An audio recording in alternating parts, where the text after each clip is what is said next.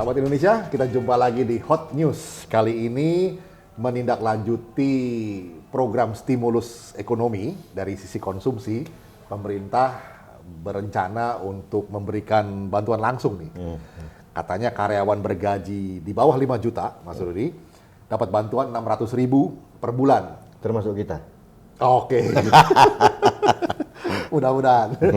Ya, sahabat Indonesia, menyikapi program ini bersama saya sudah ada Rudy S. Kamri, seorang penulis sosial politik yang sudah kita kenal. Kita akan berbincang-bincang seputar persoalan BLT kepada karyawan-karyawan swasta yang kali ini akan diberikan. Bagaimana Mas Rudy tanggapannya? Ya, saya bersyukur sebetulnya ini satu langkah baik menindaklanjuti kemarahan Presiden gitu ya. Jadi gugus tugas yang dipimpin Pak Erik, di bawahnya ada Satgas PEN, gitu, Pemulihan Ekonomi Nasional. Ya, pemulihan ekonomi nasional yang dipimpin Pak Budi Gunawan Sadikin sudah mulai bergerak cepat gitu ya, untuk menyerap anggaran. Ini kan masih dalam bentuk rencana gitu ya. Ini rencana nanti data diambil dari BPJS gitu katanya ya. Oke, ada dua hal Mas Andri yang ingin saya soroti. Yang pertama adalah saya mohon maaf nih dengan segala kerendahan hati, saya agak meragukan tentang validitas data yang ada. Oke. Jadi tidak semua atau belum semua orang masuk di anggota BPJS gitu ya. Yang di luar BPJS juga masih banyak itu. Targetnya ada 13,2 juta. 2,8 juta kalau salah. Ya sekitar 13 juta per 14 juta ya. 13 juta sekarang. Saya berharap kekacauan data ini tidak terjadi. Ya ini yang penting gitu ya. Supaya tepat sasaran dan tepat manfaat. Gitu. Persis. Yang kedua, saya menyoroti masalah skema bantuan tunai ini. Ini saya kira kok bukan suatu solusi yang cerdas ya, menurut saya. Nah, saya berharap ini skemanya ini bisa direvisi karena ini belum dilaksanakan. Bisa juga dilaksanakan dalam bentuk pemberian voucher gitu ya, yang diberikan untuk membeli barang-barang di sektor UKM. Artinya apa? Geliat ekonomi UKM juga akan terpengaruh dengan pembelanjaan ini gitu loh. Kalau nanti diberikan dalam bentuk tunai, itu kalau nggak salah jumlahnya sekitar 2.400.000 ya. Itu akan diberikan 600.000 dalam kali 4 tahap ya. 4 bulan. Berarti 1 bulan sekitar 600.000. Kalau diberikan transfer langsung tunai, saya tidak tahu apakah ini bisa efektif atau tidak. Bisa juga nanti tidak tepat manfaat. Bisa juga diberikan pulsa internet gitu ya, atau mungkin yang lain. Saya cenderung diberikan aja dalam bentuk voucher yang hanya bisa dibelanjakan pada sektor UKM. Entah itu dalam bahan pokok atau mungkin yang lain, tapi resource-nya adalah dari UKM. Supaya apa? Para pekerja juga terbantu, di sisi lain sektor UKM menggeliat dengan kencang. Saya kira ini kan penting. Jadi kemarin sudah ada penyetakan uang baru gitu ya. Kalau ini tidak ada geliat ekonomi, belanja barang tidak terjadi, ini saya takutnya terjadi inflasi gitu loh. Tapi mudah-mudahan ini masih dalam skema yang masih digodok oleh pemerintah ya. Tapi saya harapkan jangan dalam bentuk transfer tunai.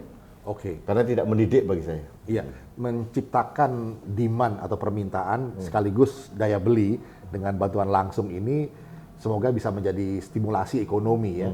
Hanya memang seperti dipesan oleh Mas Rudy Kamri tadi, supaya sasarannya itu langsung ke 99,99% pelaku ekonomi, yaitu UMKM. Mas Andri, UMKM sendiri katanya juga mendapatkan stimulus bantuan juga dari. Tapi saya tidak tahu bagaimana cara pendataannya ya. Kalau di Jakarta mungkin masih gampang, atau mungkin jauh di kota-kota yang lain ini perlu pendampingan yang ketat gitu. Saya kira pemerintah mengundang para civil society untuk membantu mengawasi program ini, jangan sampai diselewengkan, karena ini kalau bantuan langsung tunai itu rawan dengan penyelewengan gitu loh. Tapi kalau dalam bentuk voucher beda lagi.